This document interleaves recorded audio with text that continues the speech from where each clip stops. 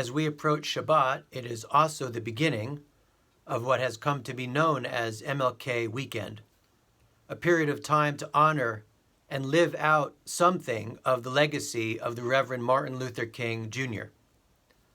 There are, even by way of Zoom, many observances to attend and opportunities for service. My teacher, Ruth Messenger, says that King would likely have not wanted any service in his honor to be squeezed into a weekend or a day. He would have preferred it to be an ongoing commitment, as it is for many of you, and still can be for many more.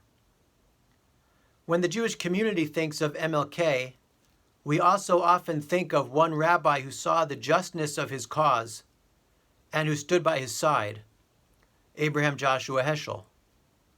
About his friend, King said, "Rabbi Heschel is one of the persons who is relevant at all times, always standing with prophetic insights." Heschel took stands that were unpopular, including in the Jewish community. Sadly, his anti-racism stance was not viewed favorably, as it should have been, by every Jew in America, let alone by every American. Trying to emphasize the damage that inflicting harm or projecting hatred of those who do not look like you, he said, "Few of us realize that racism is man's greatest threat to man, the maximum of hatred for a minimum of reason, the maximum of cruelty for a minimum of thinking." Thankfully, the Jewish community today is willing to publicly decry racism, and not to do so is considered to be out of step with our values.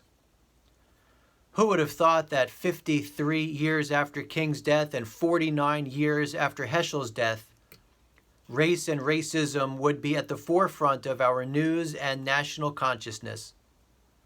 From the crackdown on peaceful BLM protests to the tragic failure to be ready for an army of hate-filled, discriminatory, and destructive people who are white, who a week ago overran our capital.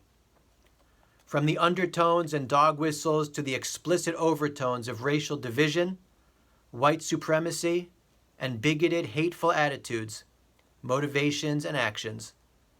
It is up to each of us to decry it and declare it to be what it is, detestable and not representative of the America we believe in. We call on all who are in a position of authority and influence to do the same. And we say that which should not even have to be said. To all of our peace-seeking neighbors, we have been and remain with you as friends, human beings, and children of the Creator of us all. Shabbat Shalom.